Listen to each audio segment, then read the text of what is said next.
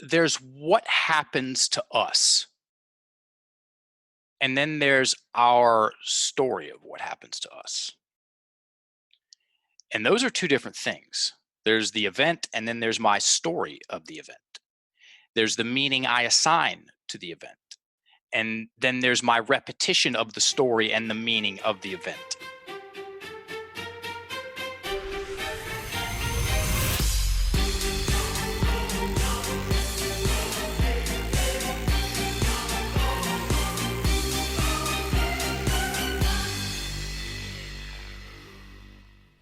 Man of Mastery, episode 69 with Mark England. Hey, happy Thanksgiving. I hope it was a great one for everybody. Welcome back. This show, as you guys know, it is about that kind of gratitude that I hope we all got to celebrate last week. It's about celebrating differences and diversity, divergent opinions. There's just richness in that, and there's freedom. Exploring freedom from the limits that others set on us or that we've adopted that they've set on themselves, or freedom from our own fears. It's about fulfillment coming from living in alignment with your passions, with your values. And some of this is about intentionality.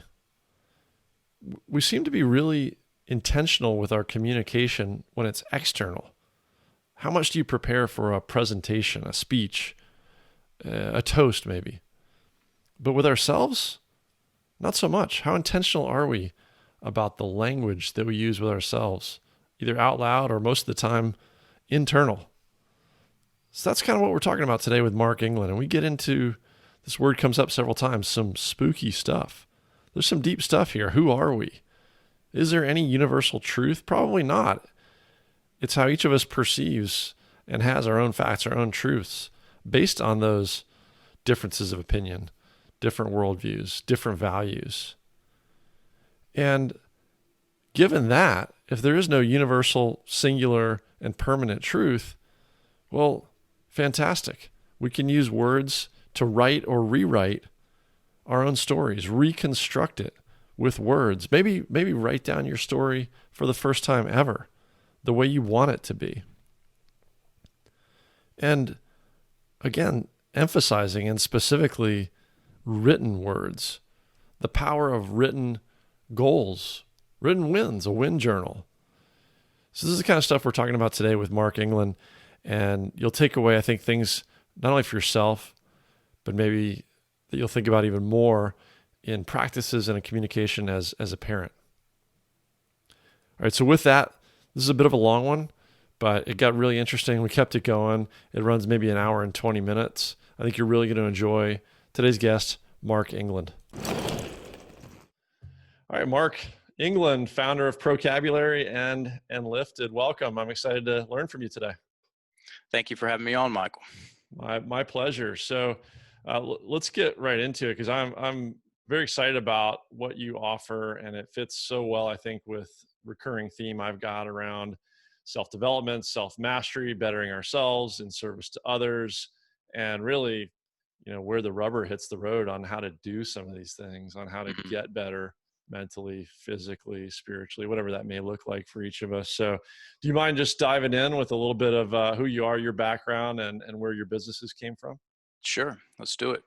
So I am the head coach and one of the co-founders for Procabulary and Enlifted. Both of them are, we're known as the language guys. Both of those brands are it's all about the story we tell ourselves, the language we use, the identities we create for better or for worse. And the elevator pitch for Procabulary is that it is a productivity tool. It helps you organize what you think and say so you stay focused on what's important to you. And that's one of my definitions of success. People that are successful, they somehow, some way, they are able to stay focused on the things that are important to them for prolonged periods of time. How I got into this was out of absolute need. I had zero intention of going into personal development, or what we like to call it affectionately is the good attitude business. I was a kickboxer in college back in the late 90s and early 2000s. My friends were going pro or opening up schools and going pro. And I'm like, I'm gonna go pro. I'm gonna go to Thailand first though. I'm gonna go to Thailand for a year and polish up my elbows and my knees. And yeah, I did. I moved over there and got the exact opposite of what I was wanting and expected. I totally got what I needed. And so 6 months in, I'm on the operating table, second knee surgery. Thanks.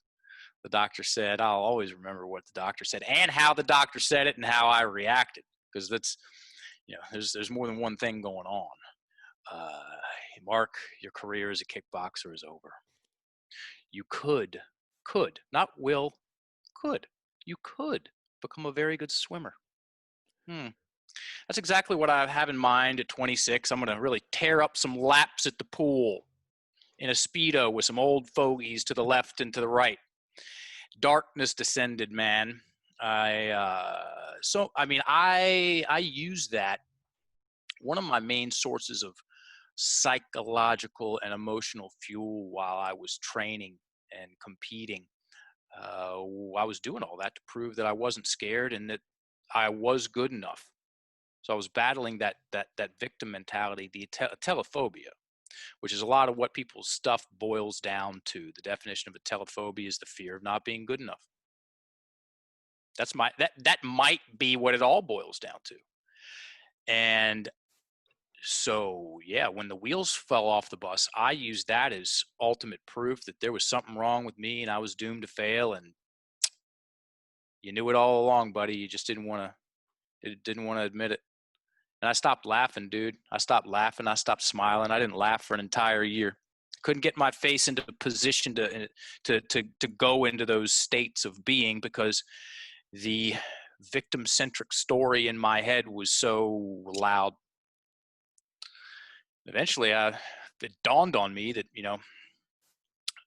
2-3 more decades of this and you lost, like you really lost. And I saw that bitter version of me off in the distance, and I said, anything but that. I mean, I really said anything but that. I'll take anything. I'll take anything but that. I lived in Thailand for a decade, turns out. I stayed shipwrecked over there. 5 years in Bangkok as an elementary school sports teacher, and then 5 years on an island as a counselor at a cleansing detox facility, like health cleanses and stuff. Anyway, when I was in Bangkok, I started going down to this island, the Gulf of Thailand, called the Spa, and I started doing physical detoxes. I had to participate in some way in creating a different version of myself. And kept going. And one night I went to an emotional detoxification seminar. And I watched a man who would shortly become my mentor after that walk a woman through a story of a legit bad breakup. He walked her through the story 3 times. First time was just on her own accord. It was the draft that she had in her head, or the version of it, angry and tears. Second time, takes her through the story, changes up some of the language. Now she's sad, no tears. Third time through, changed the ending, which was what was keeping her stuck, and made the ending more accurate. Okay, because sometimes our language is so confusing. It is so inaccurate, and yet very few people have any kind of legitimate training on how to use their words to work for them, how to use their language to create clarity, how to use their language to construct healthy, functional versions of themselves in their imagination first and foremost, and on and on. So he clarified her language, took the guy out of the picture for a hot second, and she was basically neutral. So she changed. It's called a cognitive shift. She changed her perspective, and it sounded like this: "Huh?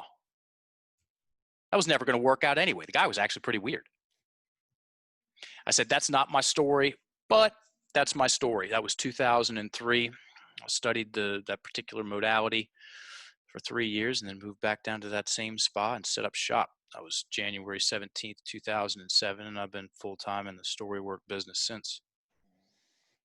Story work business. You said a bunch of stuff there. I guess trying to put it together, one of the things that I heard you say, I think, was, I mean, language is a way that we've learned, one way that we've learned to express ourselves, but it can be confusing.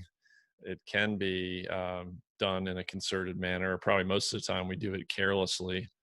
But you said something there about using words to construct a vision or something in our imagination. In your example, where a woman was asked and then coached through communicating her memory, can we imagine a memory? Was she reconstructing that memory more accurately? Is that what was going on? That's exactly what was going on. So there's what happens to us, and then there's our story of what happens to us. And those are two different things. There's the event, and then there's my story of the event. There's the meaning I assign to the event. And then there's my repetition of the story and the meaning of the event. Therein lies the participation. I'm participating in that story.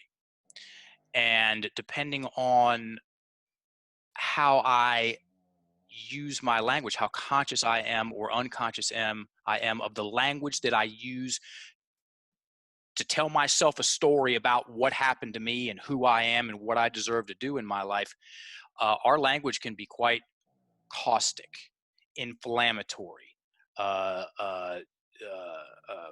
degrading,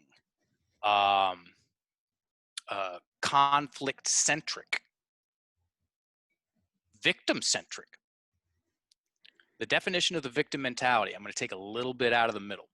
And this is the verbatim definition of the victim mentality. The victim mentality is an acquired personality trait where a person tends to regard himself or herself as the victim of the negative actions of others, even in the absence of clear evidence.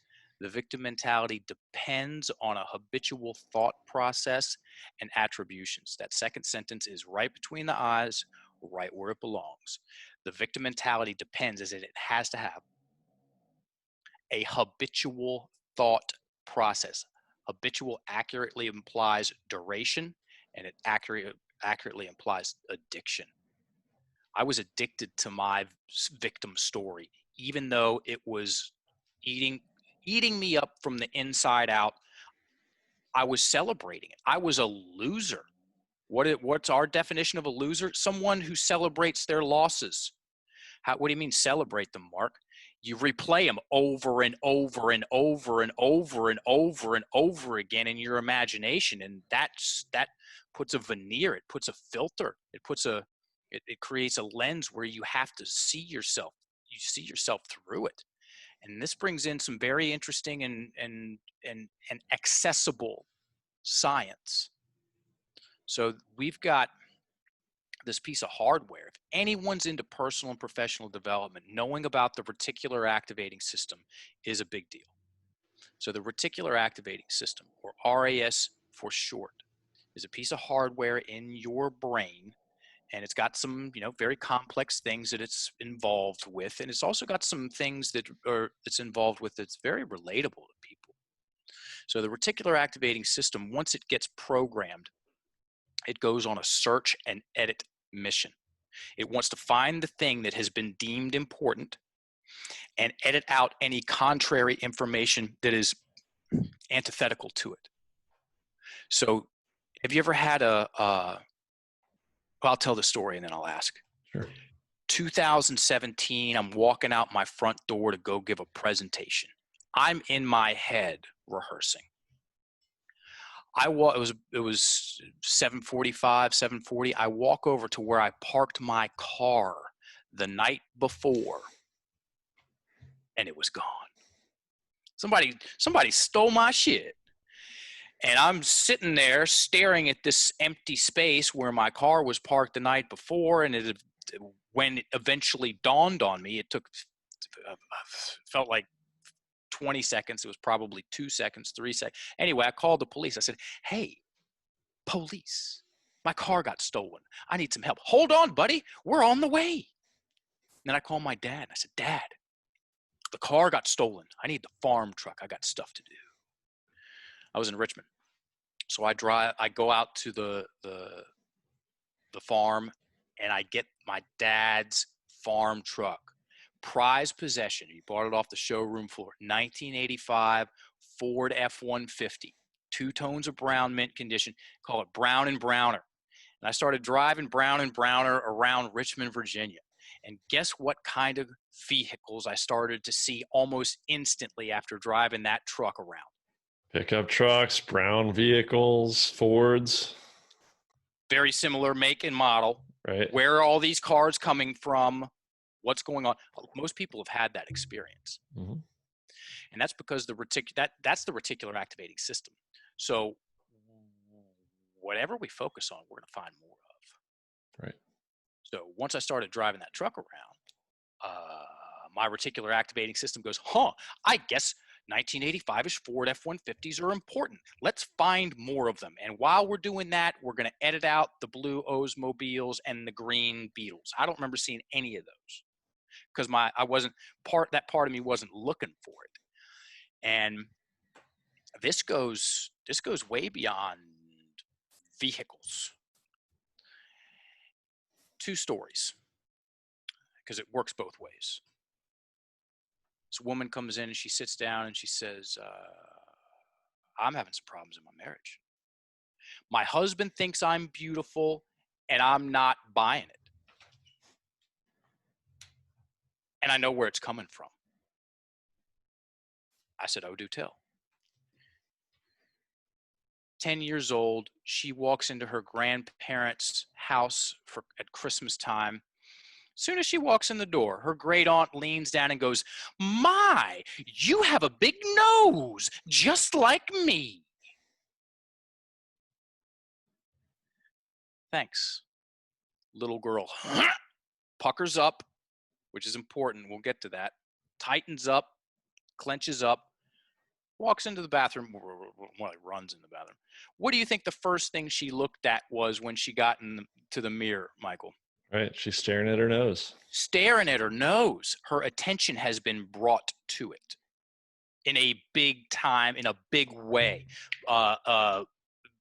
fired up with her emotions, fears. And of course, her nose isn't any bigger than it was 10 seconds ago, but now in her imagination, she's got this honker, which is now, it's set up residence immediately that I'm ugly. I've got a big nose. I'm ugly. So anytime contrary information came in, like her husband saying, "Baby, you look beautiful tonight," psh, not having it. Won't believe it. I don't believe it myself. I'm not gonna believe that you believe it. Okay. And it works both ways. 2014, I'm giving a presentation. There's a guy setting up a booth right next to us. He heard everything. He didn't have a choice. He's literally right there. Afterwards, he came up. He said, "Man, that was really cool. You wanna hear a good story?" I mean, who says no to that, by the way? No. Good stories? Me? No. Right. And he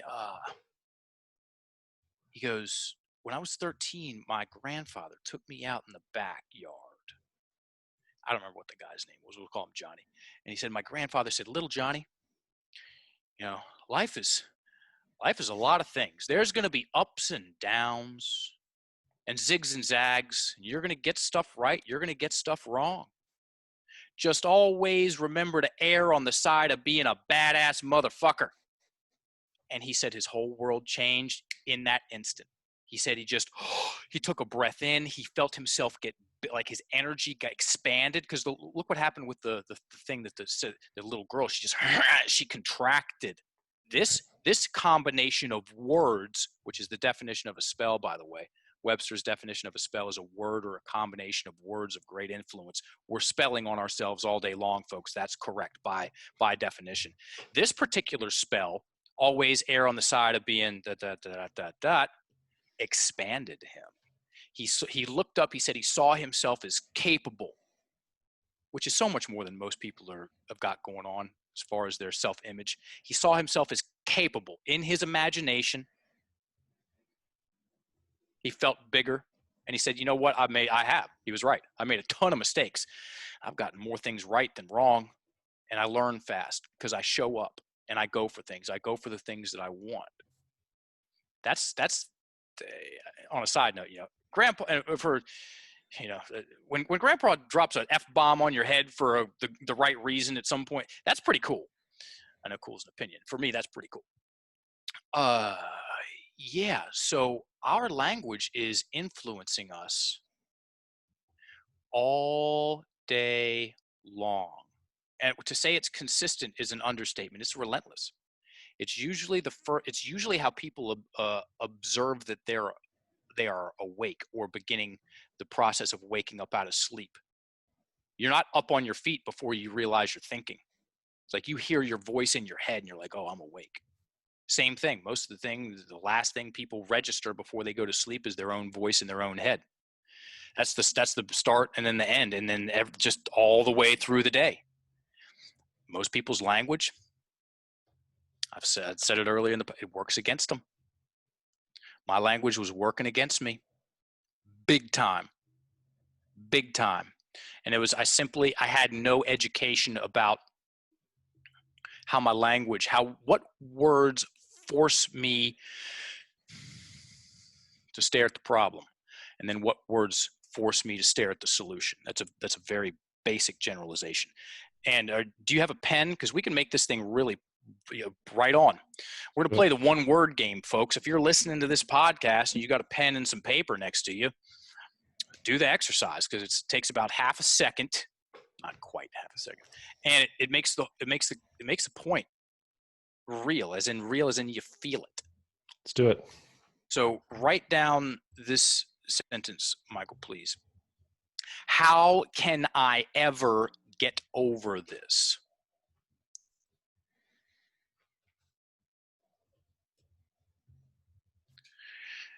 And then the next the next sentence, we're just going to take out one word, the ever.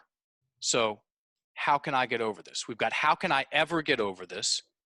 And then how can I get over this? Is there any difference between those two sentences for you? The first one is, it's pretty ominous. It carries permanence. Yeah, you're right. I mean, everybody gets this right because it's so simple. And this whole conversation is so simple. It's just rarely had. Okay, it's rarely created. Everything I talk about is simply an issue of education. I was a teacher. I have a degree in education. That's all it is. When people learn to play the language game, the story game, the identity game, they learn that there's a game to be played, and then they learn just a little bit about how to play it a little bit better than they were. Things change. So he said ominous. It's permanent. It's permanent. How can I, and usually, yes, okay, fine, technically, syntactically speaking, that is a question. Okay, there's a question mark at the end. People don't use that. You say it with a lot of emotion. That's not a question, it's a statement. How can I ever get over this? Meaning I'm screwed. Right. Okay, and I stare at the problem, the permanent problem, correct? In my imagination. Correct. Right. And then say the second sentence out loud, please. Yeah. How can I get over this? Everybody hear how he said that sentence differently? Yes, there's a difference in the language, the words, and then there's also obviously a difference in the tone, the energy it creates. What's the difference? How does that sentence influence you? So two things that struck me. One is it definitely comes across more as a question. And I think my natural emphasis was on the how, which to me points to action. 1,000%. That sentence is a presupposition, as in it presupposes there's an answer to the problem. And so because it presupposes there's an answer to the problem, my reticular activating system starts looking for the solution. Its solution, first one is problem-centric language. The second one is solution-centric language. And using our words in different ways, they're going to create different stories and create different identities. We gave a TED talk on this. The definition of identity is the fact of being who or what a person is. That's the Webster's definition of it, which it's false. Here's why. Because you and myself and everybody listening to this podcast see ourselves differently than when we were 5. Our identities are not facts. They're not static. Okay? They're ongoing, fluid, flexible processes, and we participate in those ongoing, fluid, flexible processes with our words.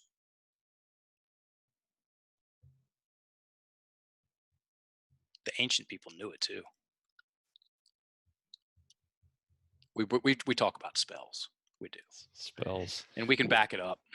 Well, Go ahead, bud. Yeah, no, I was just we're different than we were when we were 5. And we may see ourselves different in a lot of ways.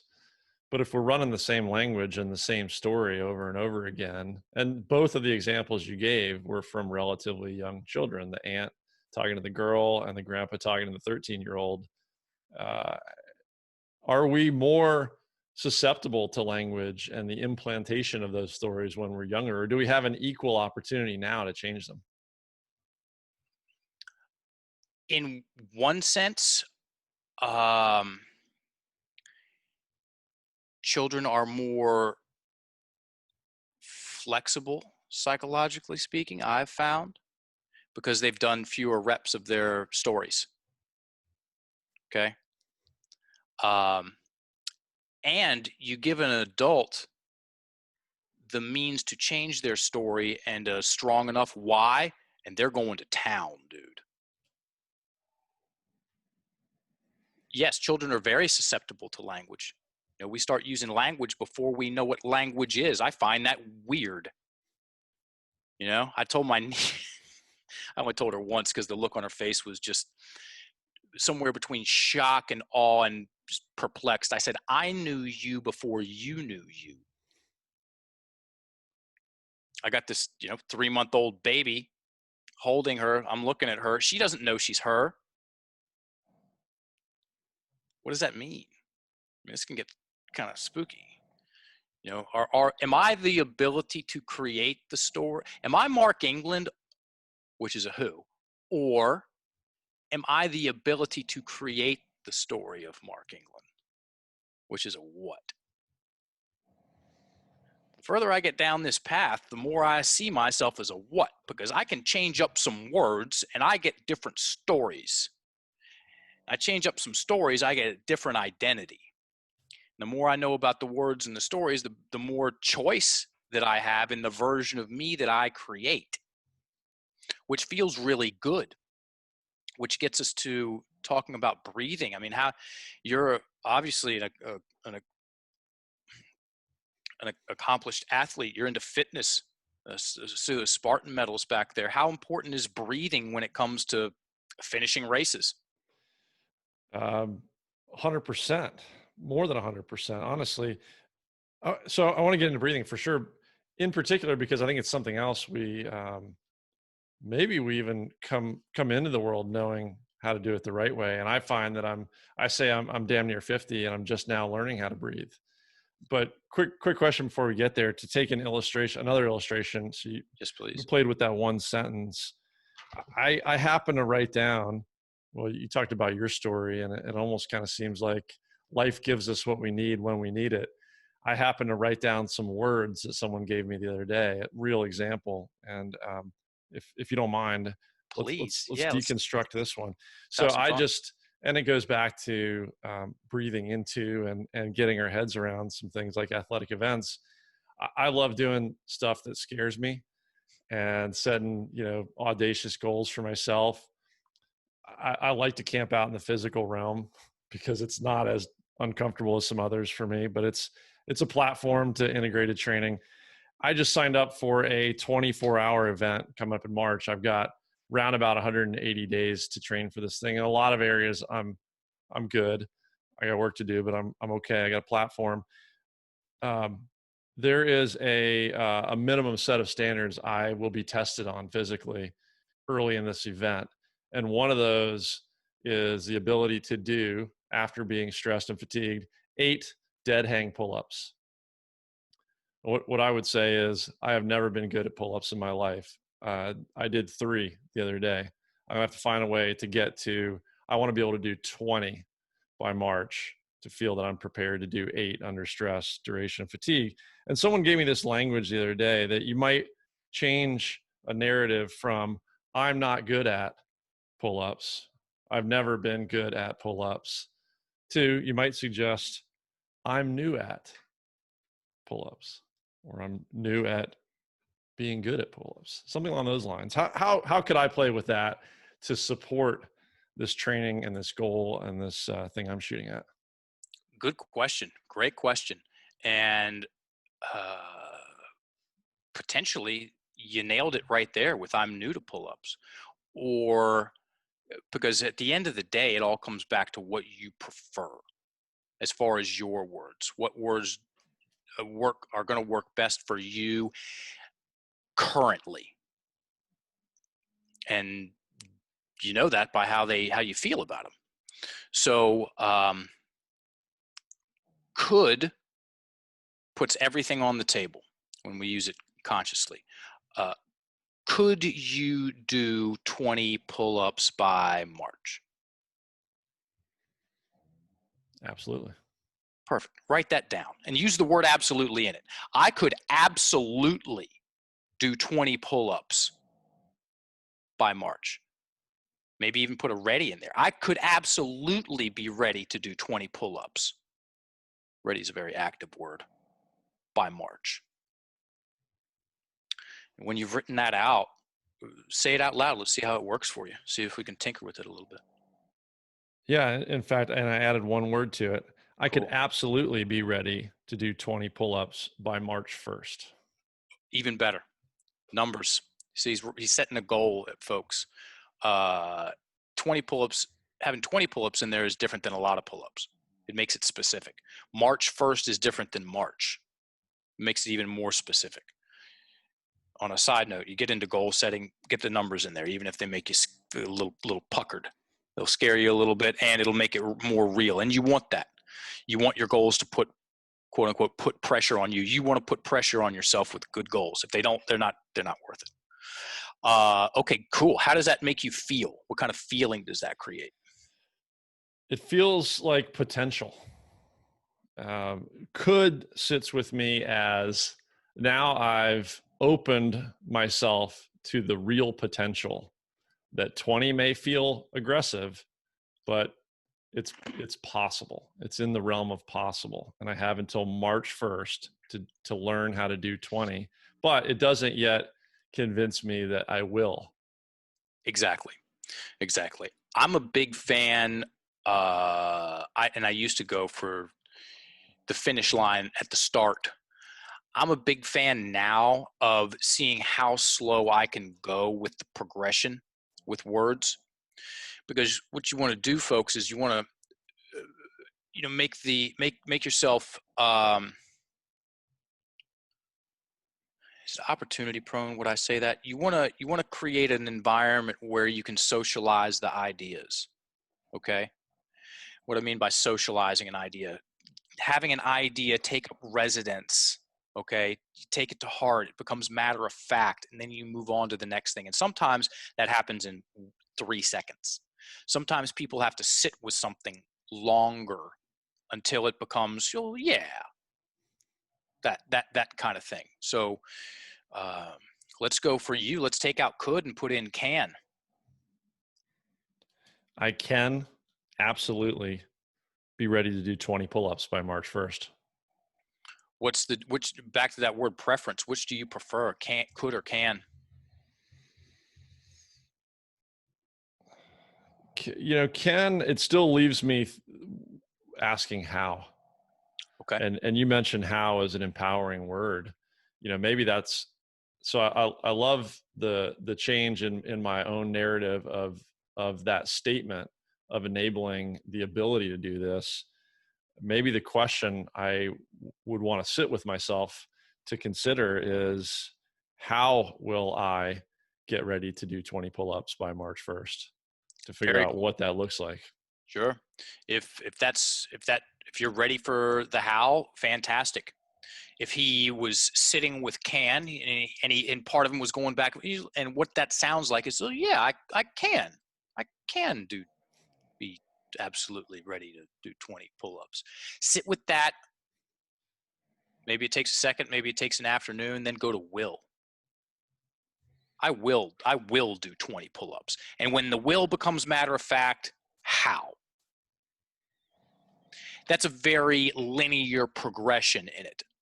And maybe and it all literally just the fact that you're playing the language game, maybe you just go straight to how, if that works best for you. I'm you being the audience. Play around with your words, folks. Very fucking rarely is the first version of something that shows up in your head the one you want to go with. That's why it's so important. That's what he's doing right now. He's writing things down. Remember when you handed in a rough draft in high school, college? Okay, yeah, you got what you got. Remember when you handed in a second and third draft? That's a completely different product. Most people don't even have a draft to hand in. If it's not on paper, you don't have a draft to hand in, and you got dreams. You don't have goals. Okay, who would you bet on, Michael? Contestant A or contestant B? I've got all these dreams, or I have 4 specific goals. Yeah, B all day long. B all day long. Everybody would. I mean, it's such a comical question to pose. It's comical. I'm doing it on purpose. If you want to turn a dream into a goal, you have to write it down. And once something is written down, statistically, it becomes 1,000 times, 1,000% more likely to happen, 10 times more likely to happen. Only 3% of the population has any written goals. That's coming from a 30-year Yale study on goal setting from Yale. Okay? That means 97% of the population doesn't even have a draft to hand in. You want to get, folks, you want to get your thoughts on paper so you can look at the words and then start making better choices with the words. And I'm talking about your goals. I'm also talking about the Freddy Krueger memories, the stories, the sentences that haunt you. Get those things written down on paper. They are a million trillion more times more easy to handle, to navigate, to dispel, which means to cast out, than when they're ping-ponging around in your head. Now, having said that, I'm making it sound easy. That pen might feel like it's 500 pounds. And it might be the very last thing that part of you wants to do, is to write down those statements that you're most afraid of being true about yourself, and that you're even more afraid of other people knowing that you contemplate about yourself. Do it anyway. You can handle it. And that speaks to so many of us just meandering without a concerted set of goals and approach, being conscious about our language, the image or the story or the vision or the movie in our head that we create. And we create it in a number of ways. Language, as I'm learning from you today, is an extremely powerful and scientific, maybe even surgical way to create it. But there are other things that we just consume and allow the story to be created for us. So I do want to get to breath, but I also wanted to ask. Just keep going, man. Love it. Yeah, I want to ask. We're talking about reticular activating system. We're talking about cognitive bias. Where does social media fit in being passively programmed?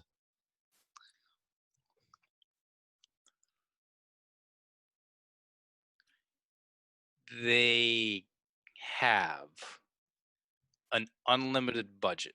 They being social media experts. Let's go to the social media giants. Okay, they have essentially an unlimited budget to hire the smartest people that they can find to make social media as effective at shaping people's narratives as possible. And to say they're good at it is an understatement. I am in awe of what the little that I understand about the power, the potency of social media. I haven't looked at scientific literature about the effects of or the specific social scientific studies that support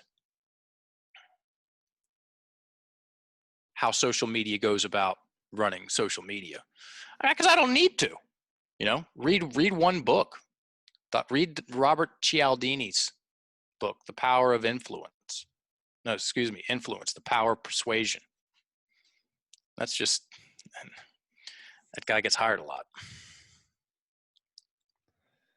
Yeah, I'm actually, I was convinced for a while that, my phone gets my browser cookies. I'm sure that's true. And then I became convinced, and I think in some great number of cases, this is actually proving out that my phone's microphone and my phone's camera is picking up on things that I haven't necessarily given it permission to. And that ends up getting reflected in, I'm shopping for a cruise vacation. So I'm pretty sure that's going to show up next time I open Instagram, right? But now, Bermuda, Bahama. right? Ooh, I wanna. And you keep going down that path, and I start to see ads presented to me on Instagram that I'm not sure I actually talked about, or considered yet. I'm starting to wonder, who's driving whom here. That's a spooky. There's that word again. Right. Conversation to think about. As some people, take us or take some people, as some people take some people towards what they call the singularity, which is the transhumanistic movement, the merger of man and machine.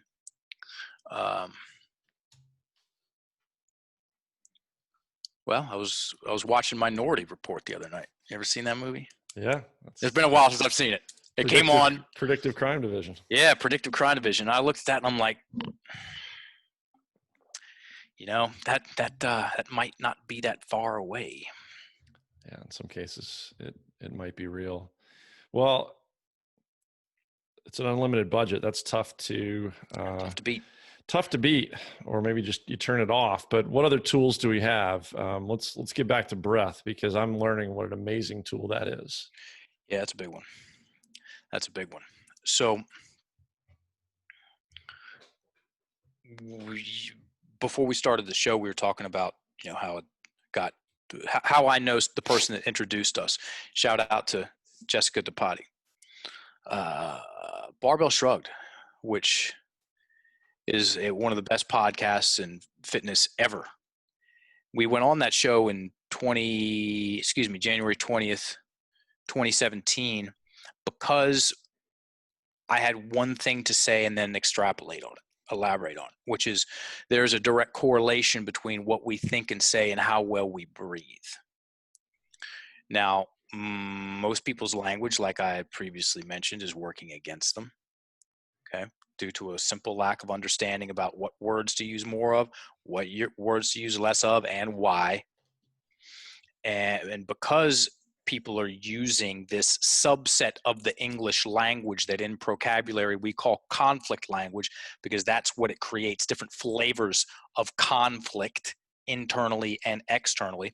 When people use conflict language, they activate and maintain sympathetic nervous system response or stress response, and their breathing gets trapped in their chest, known as shallow breathing, labored breathing, or coastal breathing. And if a story of woe or 17 stories of woe are maintained from time to time over a prolonged period of time, then that's a lot of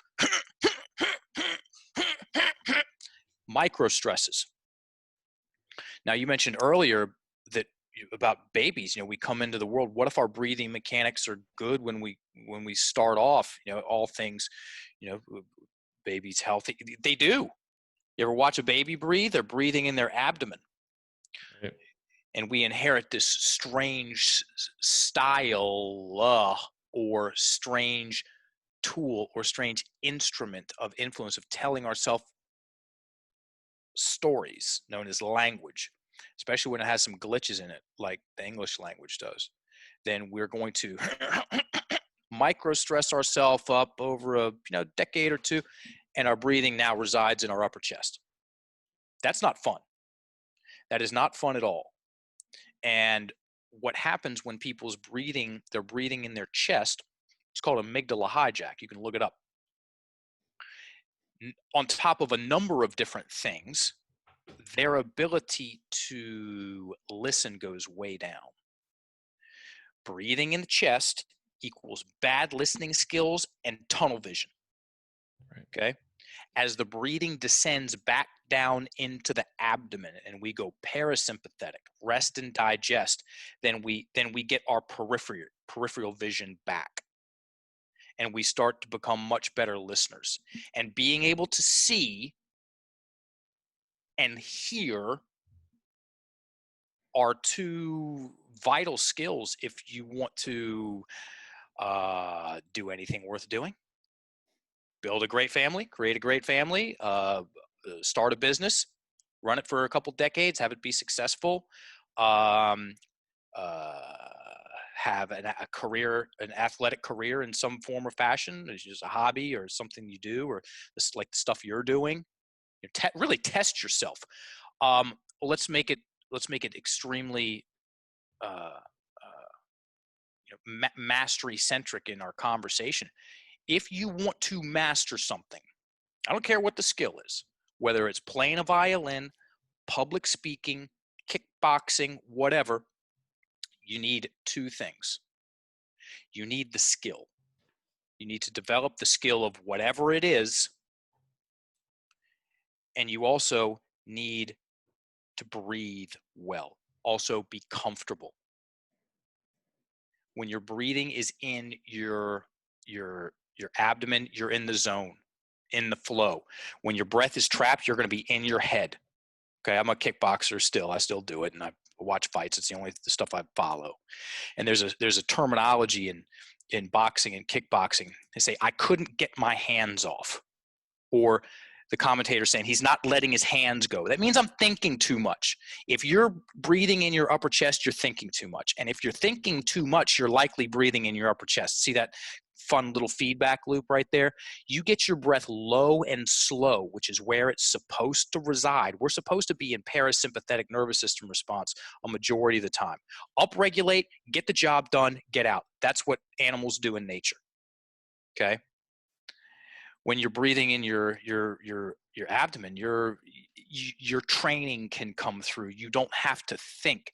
You're not dedicating all that extra mental real estate to what that person is saying and what if I mess this up, and I knew I was never going to be the best at this, and all the other crap stories that rob us of our time and energy and creativity. The victim mentality it's the real thief in the night, folks. It's the most expensive thing on the planet. It steals our time. It steals our energy, our creativity, our confidence. It just robs people of their confidence. It feels good to take a good breath. And you're also going to sound different. You'll sound it. I have changed my rate of speech. I speak somewhere between 15 and 20% slower than I did before I got into the language game. I say less. I get more done. I've got more energy. I'm more loose. Okay. Like the right kind of loose. Yeah, it's a real conversation. Conversation's a legit conversation. It is. Yeah. I'm totally with you on that. I mean, there's a time and a place to upregulate the amygdala hijack. It's a survival mechanism, but after we've outrun the woolly mammoth and in modern life, and certainly in this country right now, for the most part, most of us are lucky not to truly have life and death situations most of the time. So the ability to downregulate, activate the parasympathetic nervous system, whether it's quality of listening, genuinely listening, having conversations, whether it's just pausing, taking a breath sometimes before an action or the next thought or the next word. Hugely helpful. How does it also help with when it comes to conflict language at the other end of that spectrum? How does it also help with the internal conflict language? Breathing the right way. When someone's breathing well, very rarely is someone experiencing, creating grief or anger or sadness or fear or resentment or bitterness or envy, and they're breathing well. Okay? They're antithetical to each other. So when someone is breathing well, and we use the words low and slow, when someone's breathing low and slow, they're making it's a they got to climb the ladder. There's a lot of rungs on the ladder for them to get up to those more upregulated emotions and feelings. Okay? So instead of having a short fuse, you got a really long fuse. It's good to have a really long fuse. Right, even internally. Oh, big time. First and foremost for yourself. People that have a short temper, I used to be a person that had a short temper. That's in a direct correlation to the amount of shit talk I'm giving myself. So, and then it gives you also you can start to sense when your shoulders are tensing up. Okay. And your jaw is tensing. And okay. So, hold on. Yeah. Okay. There's that story of her again. Wow. As opposed to knee jerk, 0 to 100 immediately, half a second fuse. Now I'm burning bridges. Right. And couldn't we all stand to slow down a little bit? Oh, right. Man, yes. When someone is sped up, okay, we're seeing a lot of people on a lot of different sides of, well, conversations, if you want to call them that, yelling. When someone's yelling, they are so upregulated. There's nothing you can do. God could come down and have a heart to heart with them and it wouldn't change their mind because they're not in the space to change their mind. Right. When someone is upregulated, we're engaged in a gear of our nervous system where it's just action.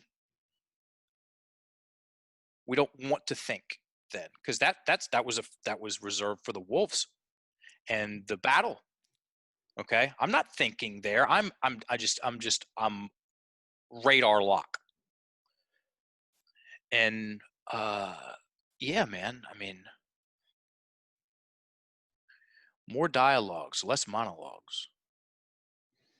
People that are yelling, upregulated, they're dialoguing. Excuse me, they're monologuing.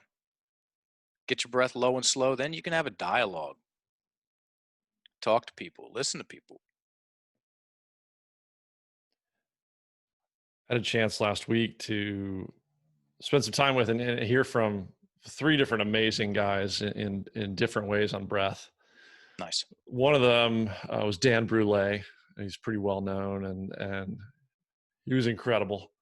But one of the things that was incredible about it was live, and to start the conversation, which wasn't scripted in any means, he just started talking about breath, and he could have gone forever. Right. But he was introduced, and then he just sat on this couch with his eyes closed, breathing.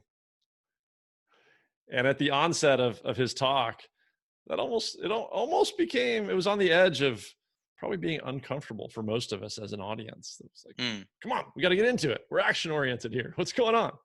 But by the end of it, we were all in that mode of let's just take some time and breathe together. We're all sharing the same air and breath here ultimately. It was a really cool energy. And the other was Dr. Kelly Starrett from the Ready Mm-hmm. State, who I was more familiar with from a mobility and a Supple leopard. Yeah. flexibility, the supple leopard, exactly. We talked about breathing not only from that abdomen and the lower lungs and up, but also 360 expansion of the volume that's available to us in our chest cavity, and how that lower lung will process more oxygen more efficiently. So he's working with Tour de France athletes on their breathing. And I took this back to my son and some kids from soccer I train. And I said, you want an advantage over all your competitors? Does anybody here know how to breathe? Is anybody breathing? Show of hands, kids, who knows how to breathe, right? We can adjust your breathing. You can process more oxygen. That means better cognitive ability on the field. It means speed. It means strength. One little thing about breathing, and you're a different athlete. That's my quota next week. One little thing about breathing and you're a better athlete. 100%. You want to increase your athletic output, performance, mobility, timing, rhythm. Work on your breath.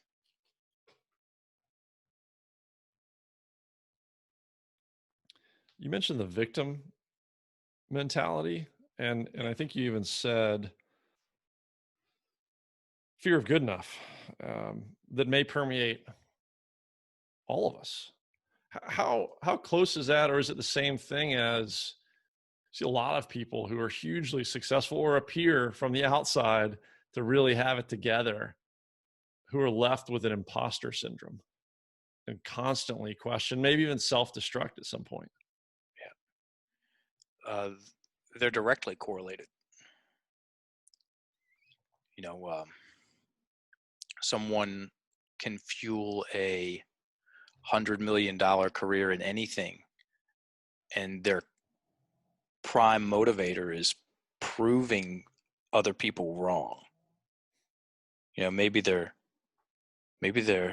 could be as simple as, their parents tell them you won't amount to anything. And then they fight that demon all the way to the top, or they ride that demon all the way to the top. Okay, cool. And what we've also found is, we've been in the game a while. I've been coaching story work full time. Here's some numbers. Qualify myself. Why not? I've been coaching story work full time for the past 13 years. I've given over 500 professional presentations, in-person presentations, over 5,000 individual coaching sessions. Been over probably 150 podcasts by now. We've done a TEDx talk. We've created 2 brands for narrative development, language brands, and we're close to certifying our 100th coach. So my business partner and I, we live and breathe this stuff. Been doing it for a while, and what we found is that when people go from motivating themselves from a going to prove them all wrong story, trying to prove that they're good enough because they're afraid they're not good enough, they turn the volume on that story down and they turn the volume up on a more a different story. We call it an architect, conflict language and architect language. Conflict identity, victim identity, architect identity. Their productivity does not drop.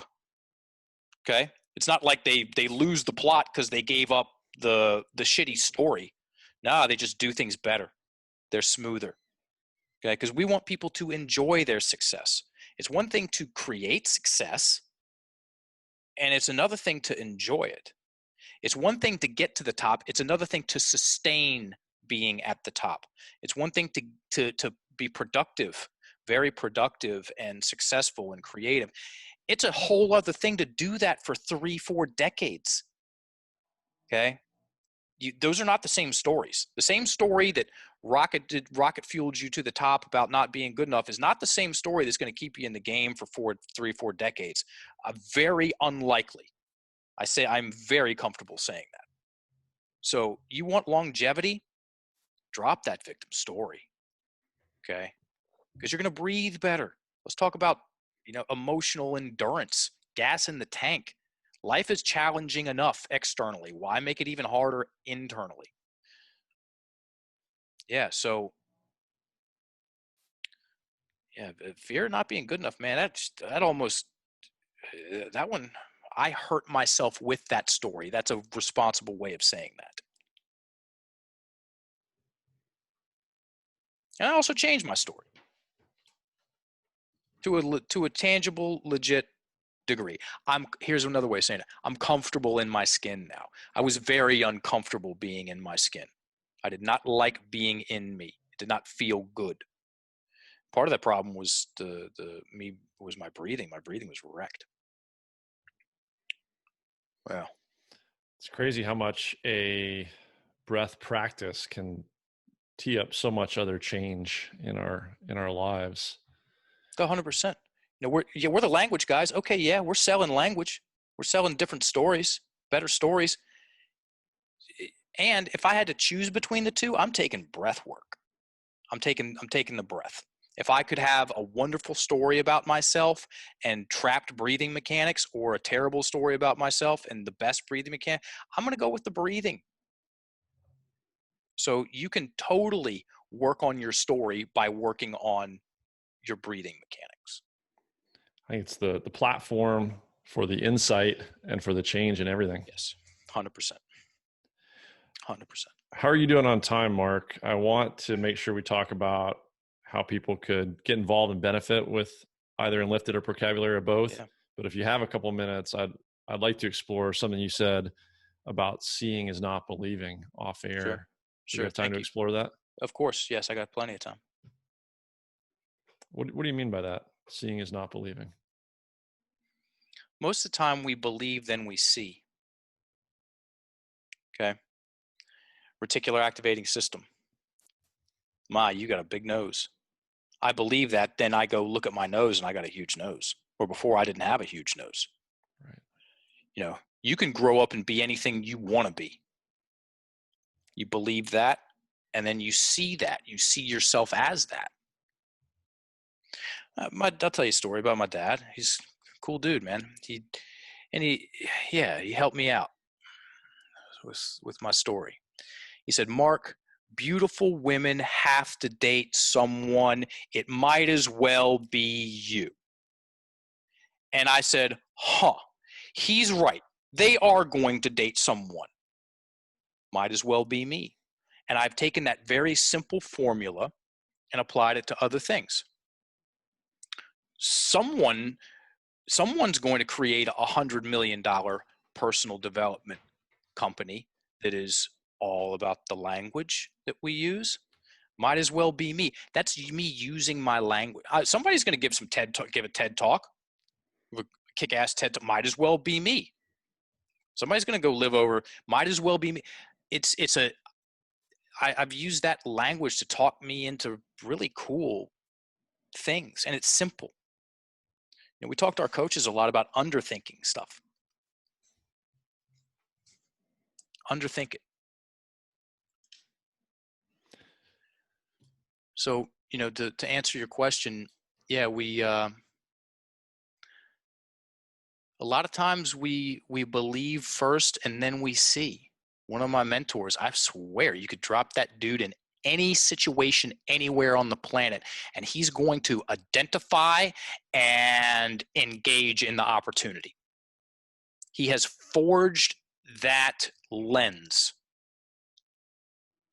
And then I also know some people, you could drop them. It doesn't matter. It could be raining dollar bills, y'all. You drop them in the middle of financial Shangri-La, and they're just going to fuck it up. That's another story. It's a different story. People are, let me give you an example. Current example. So I recently did the female quotient, which is It's a 15-minute show on LinkedIn and some other social platforms. And it's rare that they have a guy come on. Anyway, I got introduced through someone, and I went on and talked about the exact same stuff. Made it a 15-minute conversation, covered a lot of the same material that we have today. And they started getting a lot of comments and questions. And one of the questions, she posed one question to me. And it was a woman who asked, I might not get it verbatim, I'll get it close. What do you do if the entirety of society is attacking your identity? I'm going to say that twice, folks. Listen to the words. What do you do if the entirety of society is attacking your identity? Now, whether that is true or false, I'm not concerned. What I'm concerned with, what I'm interested in, is what kind of mental imagery she's making. What kind of mental imagery would anyone make if they employed that language? It's going to be big picture overwhelm. You see that? Keyword entirety. And I said, what are the chances? That the entirety of society. Either I said this or I thought it. I definitely did the language translation in a second. What are the chances that the entirety of society is against that person's identity, or they think the entirety of society is against that person's identity? I'm going with the second one. Chances are. So I said, we got to take out the word entirety and put in some. Men only want one thing versus some men only want one thing. The picture shrinks, and now I use my language to open up my imagination to identify the other men that are different, or women are gold diggers. I've just lumped all women into that category in my imagination, and my reticular activating system, especially if I emotionalize hard on that, will do its damnedest to put a veneer over every single woman. I will interpret their actions in a very narrow way, versus some women are gold diggers. And if I keep going with that, and I think about all the gold diggers, or not all the gold diggers that I know in my world, like two women out of the thousands of women I've met what I define as gold diggers. And then my story goes to, I've met two gold diggers. And then if I keep going with that, I just take them out and say, I've met thousands of women that are rad. Now I'm running a much more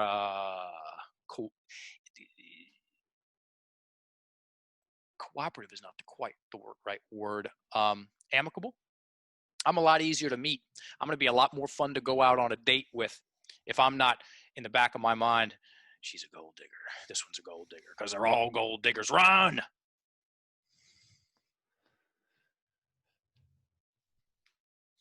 Yeah, that's pretty amazing.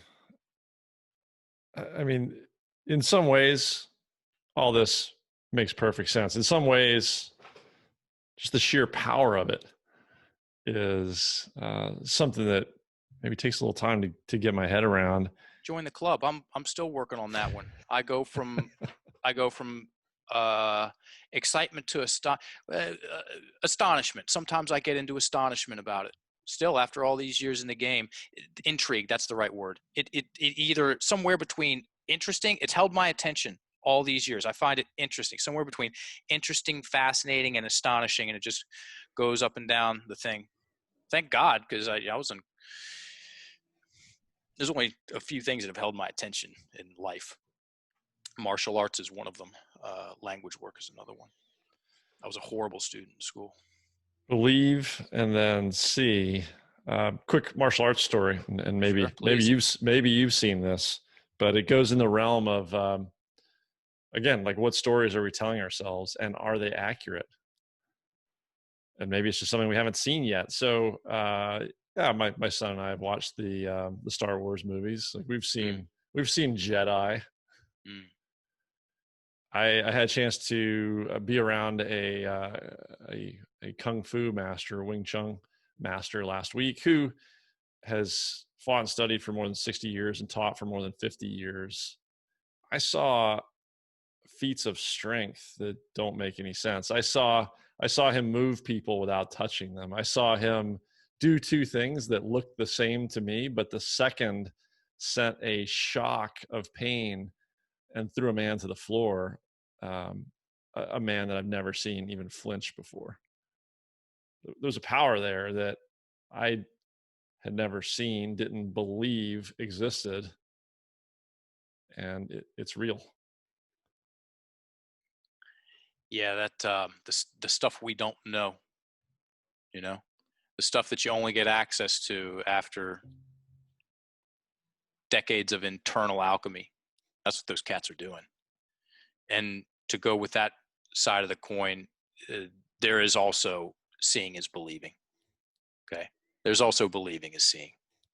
With our language, a lot of times it's believing is seeing. It's good to know both. Just because we haven't seen it yet doesn't mean it doesn't exist or it's not real. Sure, for sure. So let's get into how to make this happen with Mark England vocabulary. But I also want to ask if this is it limited to English? You know, we learned to verbalize things and communicate at some point in our history, and then we learned these symbols that represent it. Have you found any variation of the power of this stuff across different languages, or do your coaches? That's a good question. That's a Are your really good coaches question. international? Do they span multiple languages? We have international coaches. I lived in Ecuador for a year and a half, and I did roughly 10 workshops. I speak zero Spanish. I did roughly 10 workshops with a UN grade translator. And the same 3 pillars of conflict language in English exist in Spanish. Okay. Taking it even more global, there are only so many ways I can piss myself off in Mandarin. There are only so many ways I can piss myself off in French, German, Japanese, Thai, Turkish, Arabic. And when those language patterns are mapped out, then you know what words to use less of, or to at least question. So, yeah, you know, we talked about spells. We talked about some Wu-Tang, Kung Fu, magicians. You know, it's an old concept what we're talking about here. And, you know, you asking about other languages brings me to this. The word abracadabra is very interesting in the sense that it's an old word. Abracadabra is Aramaic, and it translates Aramaic. It's the language the original Old Testament was written in. I mean, it's old school. They still speak it in some parts of the Middle East. Abracadabra is Aramaic, and it translates to "with my word I create," or "with my word I influence." They knew that it was such an important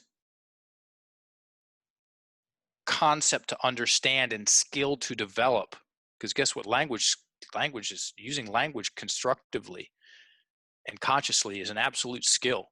You're not going to learn it overnight, folks, either, which is part of the reason it's exciting. They would triangulate abracadabra and wear it around their neck to remind them of the power and the mechanism of the spoken word, because they knew if they got that one wrong, whatever they wanted to do was an uphill battle. They got that one, quote unquote, right, and you can do all kinds of interesting things. As in, enjoy your life. I mean, let's start there. Why not?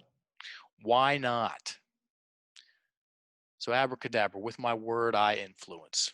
We influence ourselves with our words. I'll put these last couple of pieces in place, and then if you want to talk about some more stuff, cool. If not, cool. So the 4 things that we focus on in vocabulary, as far as our words, what are our words influencing? There's a question. No, I've never heard anyone talk about that as far as them learning that in school. What is your language influencing? 4 things, 4 main things. It's influencing your imagination. It's influencing your emotions. It's influencing how you breathe, and it's influencing your posture. Shit talk yourself for long enough, very likely it's going to start to show in your posture. Pep talk yourself more, and it's like you start to grow a little bit. You're a little taller, and the shoulders are up and back, and it's just, you're meeting the world differently. Words, folks. Words. Spells, dude. Yeah. Some of this is just, breaking a concept. I talked about breath last week with a coach and how do you break a habit? Somebody was standing with their hands on their hips, and he said, let's do push-ups. We're going to keep doing push-ups every time I see somebody with hands on their hips until we break that habit. He knows what he's doing. Right? He got back to why, and he said, why? You may think you stand like this with your hands on your hips and you think it's a powerful position. You're collapsing your shoulders, you're collapsing your chest, you're not allowing yourself the power to breathe. So I'm going to change that habit. This is awesome, Mark. We could go on for a long time. And I love that there's amazement and intrigue, and this is something that is maybe a study of a lifetime, as mastery of different things, including the power of our language. So can we talk about where, I know you work with at least 2 things, and I want to ask about a third. So Sure. Where can people get engaged with vocabulary? Who, maybe it's athletes, do you work with that should also look at Enlifted? And the third I want to ask about, because you mentioned, sort of like I mentioned about breathing. Why do I need to learn about breathing? Why am I having to learn about breathing midlife? You mentioned about the power of language not being taught in school. Do you have a facility where children get involved in learning this?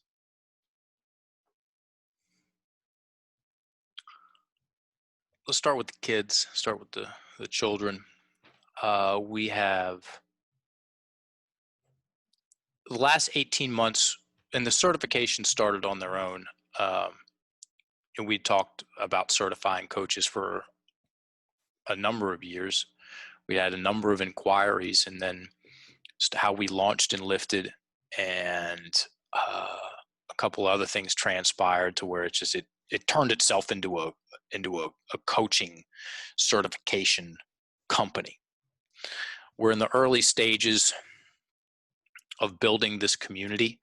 We've been certifying coaches for 1.5 years, and some of our coaches are school teachers, and they're in the process of developing curriculum for children. My advice to parents, it's very low-hanging fruit when you're helping forge a productive, empowered, confident, competent identity for your children. Create a win journal. Get them used to writing down their wins, regardless of how big, how small. Most people do not celebrate their wins. And when someone writes down a win and it's verbalized, spells written down, they start to integrate it. And the more wins they have, especially written down, the more written evidence they have that they are good enough, that they are competent enough, that they're successful, they're good people, they're good enough. And as that identity grows, it will start to crowd out the victim mentality, which most people have, because we have, and when I mean most, I mean damn near everybody, because we got glitches in our language. Again, there's words that force us to take things personally if we say them and think them and emotionalize over them, regardless of intelligence and intent. Who's enlisted for? Like I said, it's we created the course, and then the course created the certification. I know that's just this. I really don't know how much we're driving this bus. This thing's got a mind and a heart and a soul and a destination of its own, and we're being good parents. I'll say it like that. And we're certifying coaches. We're all about the words, the story, work, which is a very niche thing to know how to do currently, and it's also very very supplemental to someone's coaching. We have a lot of fitness coaches. We do have some nutrition coaches. We've got one singing coach, some finance coaches. Here's the thing: whatever skill set you're teaching, you also want to know how to deconstruct the part of your client's identity that is against them succeeding. And to know how to do that well, you have to know the language patterns. We teach that stuff. Go to enlifted.me. First page, 6-minute video on the coaching certification. You can follow me on Instagram, Mark England 2020. I turned that account into it's essentially a free language training school. Just it's 80% education, 20% entertainment. Yeah, get your kids writing down their wins. That's huge. You'll see a change in them in a matter of weeks, months, just a few. Get them writing down their goals too. It's crazy. Somebody writes something down, how things happen. It's spooky, man. I'm using that word for the third time. It's powerful. Yeah, and vocabulary is also talking about social media. It's on all the platforms. Yeah. Procabulary.org. There's an online course there, 21 days. That's our flagship course. We've been selling that for 5 years. People love it. 3-minute promotional video. Go to procabulary.org, click on courses, watch the promotional video. If you're into the online course thing, you get access to the videos forever. That right there that in and of itself is 50 times more information about our language and how it influences us than most people get in their entire lifetime. Yeah, big time. Big time. So procabulary.org, and that's going to be more for somebody maybe who's working on themselves. Sure. Excuse me. And Unlifted is going to be maybe somebody who wants to take this to the next level and use it as a strong tool in other things they do and who they serve. Sure. You want to learn how to coach? Cool. You want to learn how to build a community? Peter Drucker, he accurately says, culture eats strategy for breakfast. Guess what the substrate of culture is? Language. You want to build a culture, you want to build a community, you want to build a team, organization, department, or you want to coach with this stuff, you want to build a clientele base, learn the language, man. Learn the language of success, learn the language of self-sabotage, the mechanics of storytelling. Dude, you'll coach like a boss. The story business. It's amazing work you guys are doing, Mark. I really appreciate you taking the time and so much extra time to educate me to start with. And thank you for taking a couple of my specific examples. This is, it is pretty mind-blowing stuff. I'm excited about it. Thank you for having me on, Michael. I appreciate it. And thank you everybody for listening. Yeah, I'm excited to steer some folks your way. If nothing else, look, if somebody's listening to this and they don't have a brain full of questions right now, then I'm not sure they were listening. So get people steered over your way, reaching out to you, Mark, and your team. And I love the power of what you're doing. Keep it up. Thank you. Thank you, brother. All right. Thank you. Thank you if you stuck around and made it all the way through that one, or maybe you hit pause and split it up into a couple different commutes or workouts or runs. And if you found it as interesting as I did, as fascinating as I did, and did take the chance to listen all the way through with Mark, great guy. And as he mentions, he's got a couple of courses out there. I went through one of them already myself. It's really interesting stuff. It does provoke a lot of thoughts. So definitely go hit his website, check out his TED Talk, and look at maybe doing one of his courses or both. Look at ways that you can improve the language that you're using for yourself, and the ways that you enable yourself, and the ways that you either restrict or free your own performance. So hit the link for the show notes to this episode, and then you'll get links to all of Mark's material, including his social media, where you can start there and get some tidbits on how he reconstructs, or similar to the examples that you saw us run through in the exercises in today's episode. So show notes for this one and links are out at manofmastery.com/069. Have an amazing week. Get out there and get after it.